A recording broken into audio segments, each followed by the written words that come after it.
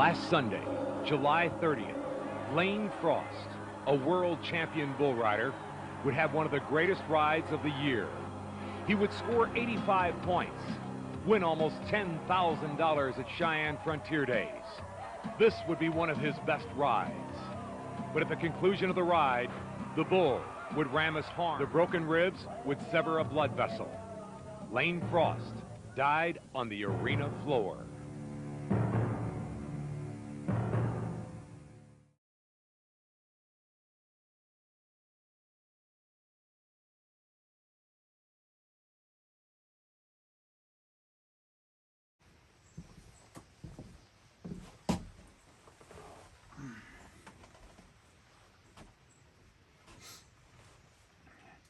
On today's Story Time Tuesday, I want to talk to you about something specific and just kind of highlight how things work. When I was growing up, I loved farming and especially growing corn, all kinds of things like that. And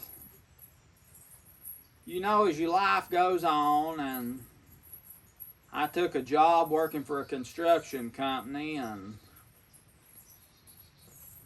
got into that, and then 4 years later started my own business and worked real hard doing that. And you get away from things, and you got to be careful, because the things you love and care about, you'll get into the workflow, the workforce, and you'll forget about them things that you loved and them dreams you had. And a dream don't have to be some big complicated thing. It can be just a simple thing. Just growing a garden might be your dream. And whatever your dream is, I hope it comes true. But I wanted to share a little bit about my life and kind of how things work. When I started working for that construction company, I kind of let my things I was doing and my dreams kind of go.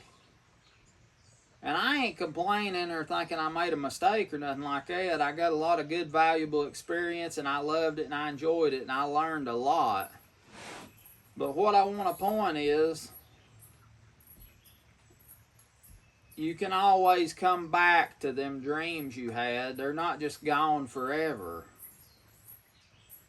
And I say always, I use the word always pretty heavy on that statement, but hopefully you can come back to the dreams that you had later on in life, you know, no matter if it's a year, 20 years, or 50 years. Maybe you can come back to them dreams you had, whatever they was. Don't ever give up on them. And I wanted to share with y'all about somebody that come into my life for a period of time, and they revived the dreams I had, you know, and it's a special thing, because it had been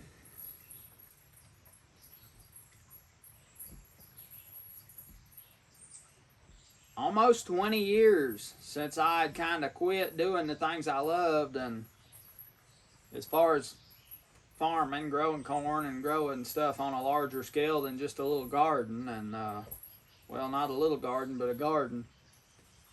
And I'd growed a little corn off and on for a few years, but I never did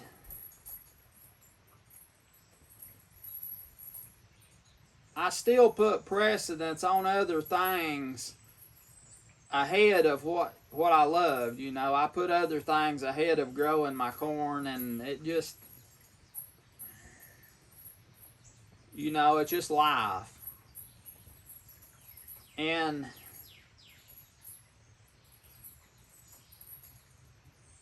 2018,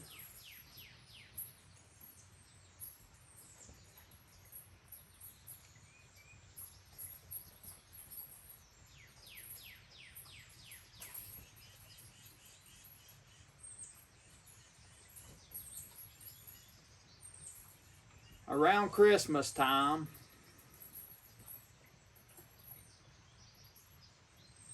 well, let me back up a little bit. Before that, I was working on a local mill here in the county, and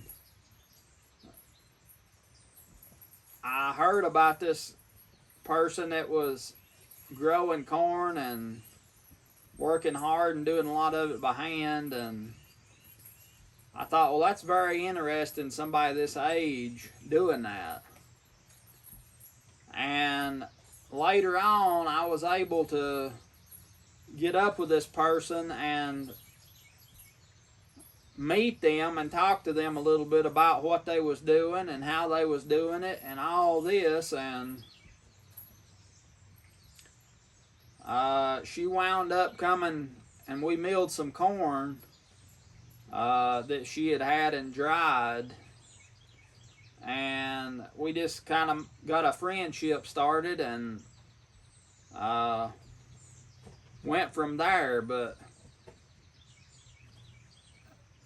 she had always loved, well, not always, but for many years loved farming and growing and doing things like that.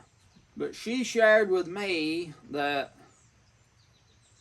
she didn't have a way to do these things.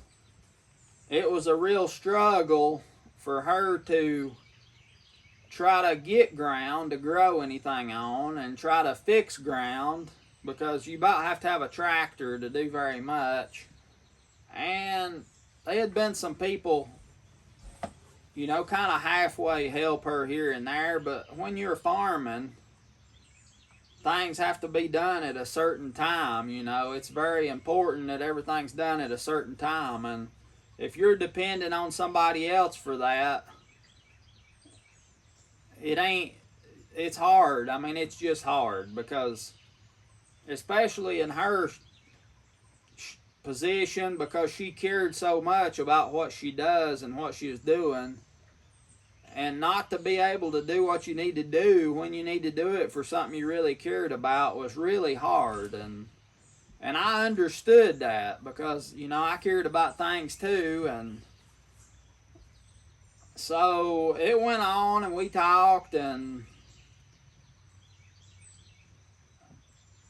I, of course, wanted to help with this because it's things I love.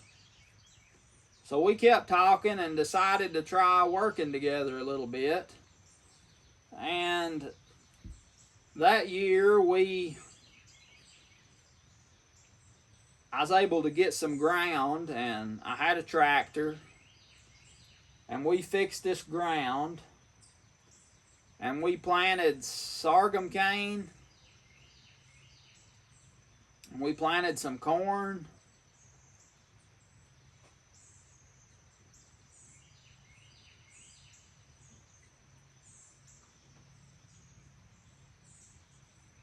and she had acquired some land out in another county to grow, a little bit of land, and I wound up helping her with that out there, and we had a good year. We was successful in doing what we was doing and doing what we loved, and it was a good partnership working together. And I learned a whole lot from her. She had been to an agro program and learned a lot about the science and everything, and I learned a lot from her about that. And also, seeing how much she cared about these things, it stirred me back up about the things I cared about. And we worked together to do this, and I had a Sargon furnace that I had started building I think about 12 years before. And, you know, I tried to get back into, I loved sorghum. I worked in it growing up and cooking sorghum syrup and growing cane. And I loved it, and I wanted at that time to start doing that again. But things happened in life, and I didn't get to. Or I didn't make that a priority, I guess I ought to say. So, I told her about this furnace I had, and I'd built a long 12-foot long furnace that was made for an evaporator type system. I'd never seen that done, and I was interested in how it was done, and they do it a lot down in the sugarcane country and places like that. But anyway, decided to shorten this furnace up and make just a regular batch furnace like people use here in the mountains. And I finished the brickwork on that. We built a shed over it, and we made sorghum. We cooked sorghum molasses that fall. And she had never been able to just do her own thing like that. And she had shared that with me, and that was one of the important things to me, you know, in working with her and helping her. It wasn't just helping her, it was things I loved to do too. And she had told me, you know, I've had a hard time because I can't, you know, if you're cooking at somebody's place, their furnace, all their stuff, it's hard for it to be your thing because, especially if you're younger, they're wanting to kind of, you know, kind of be the the supervisor over it, I guess you'd say. So I understood that, and that's one thing I was very adamant about is, you know, letting her do things exactly like she wanted them to do because she cared a lot about what she was doing. And, you know, I wanted her not to be feel any way about. She had been making molasses for, I don't know, a couple years before that, and I hadn't made in several years, and it was a different approach, a different way. So I just kind of let her kind of, you know, do that her own way, and it worked out real good between the two of us. It worked out real good, and we was successful, and we made some of the best sorghum syrup that year. And I learned about sugarcane aphids and how to deal with them, and I kind of come up with a way to fog without having a big high-priced fogging device. And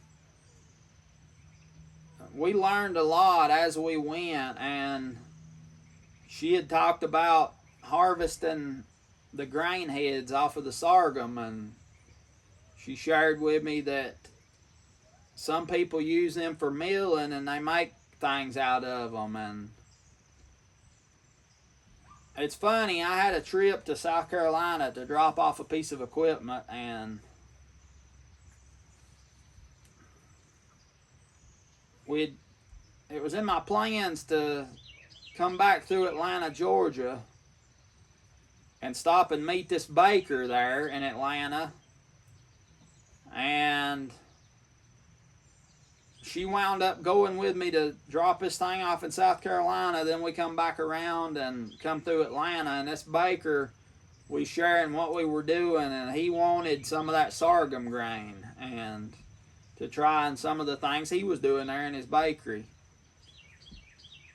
So was able to figure out a way to clean this sorghum grain. It was a multi-step process. We worked together on it, and I come up with some mechanical things to do that. And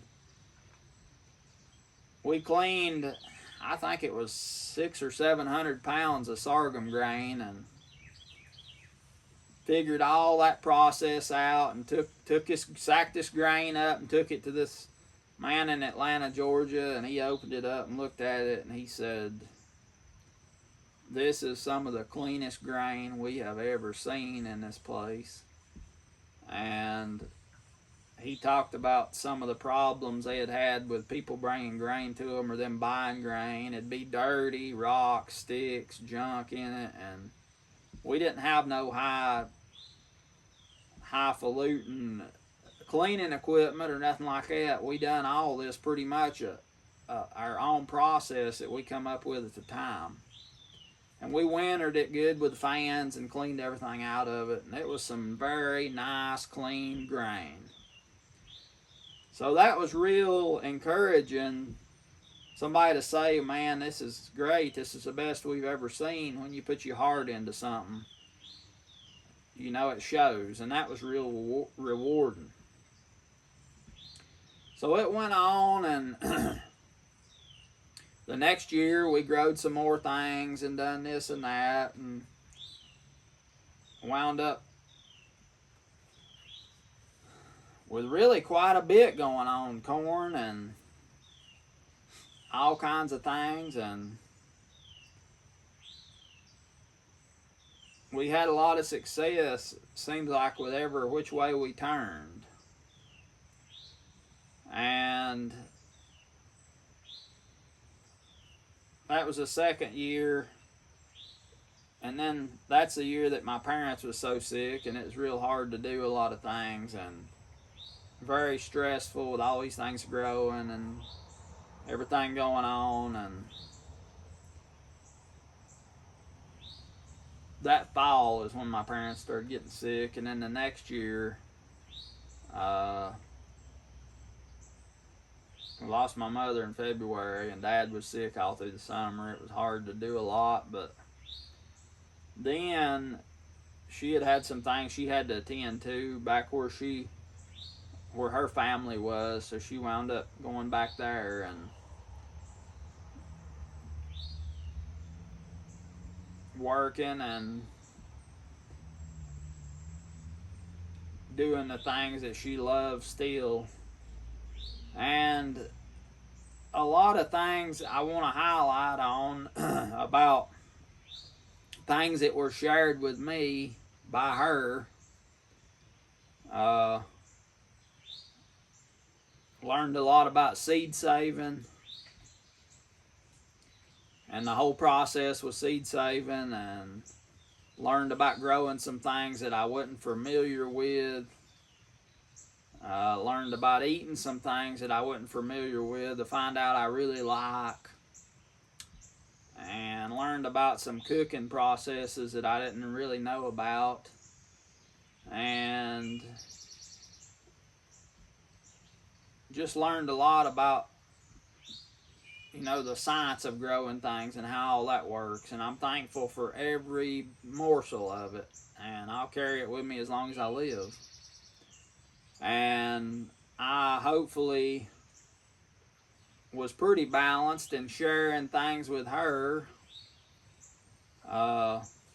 She also shared some seeds with me.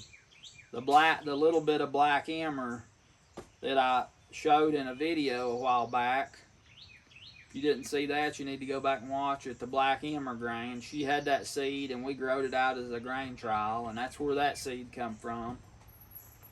And things that I hope I shared with her that she can carry on was the process of the molasses, doing it a different way, building this furnace. And I made something that allowed her to be able to power things that she needed to power with means that she already had. And she liked herbs and growing herbs and drying herbs and using herbs, and I built her a drying cabinet that was a tall cabinet with wire racks in there, screen racks, and could put things in there, peppers and all kinds of stuff, and it had a fan and a heat source, and you could dry things in there, and that worked really good. So also some things as far as the milling goes was able to do, and I hope that helped her to carry through with and have more knowledge on doing a lot of things really as far as the mechanics of things go. And something else I want to highlight. I have a lot of the things we used. Like I had my whole life since I was real young, and in doing these things with her, I was able to, when we needed something, I've got this, and I'd go to one of my sheds and dig out some piece of equipment that we needed to do things that we needed to do. We needed this piece of equipment. So these things that I'd had sitting for 20 years since I was really young that had just got put back and left, brought them out, dusted them off, cleaned them up, and started using them. And everything revived, you know what I mean? It revived these things that had been sitting collecting dust and rust and getting them out and using them. And still, when I think about it, it still amazes me how all that worked. And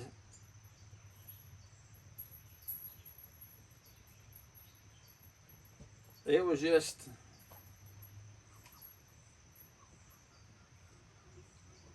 it just revived that in me, them dreams I had and hopes and plans to do things.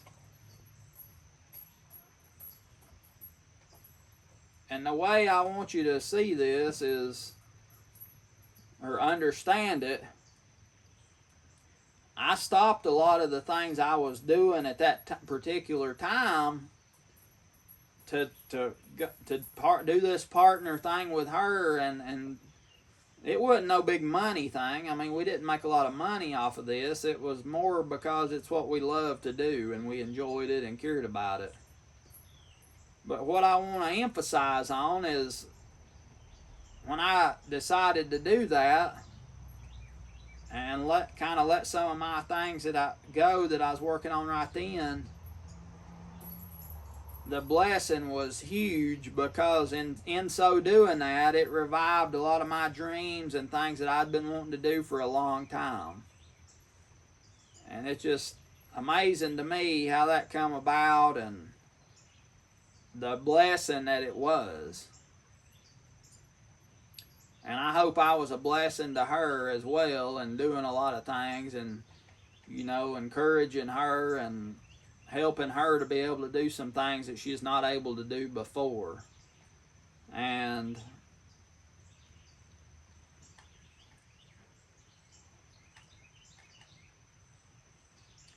I want you to remember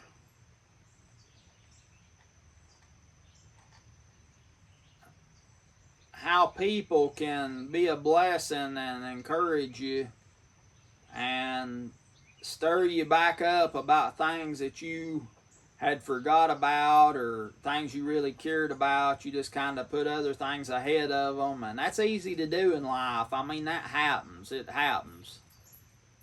But I want you to know that don't discount people coming into your life for a little while. You never know the purpose of that, or why that is, or what, but just pay attention. And sometimes, if you put kindness first, it'll come back to you in a huge blessing. And that's exactly what I experienced with my friend Chelsea. And that time we spent working together and everything, I'll never forget it. It's near and dear to my heart.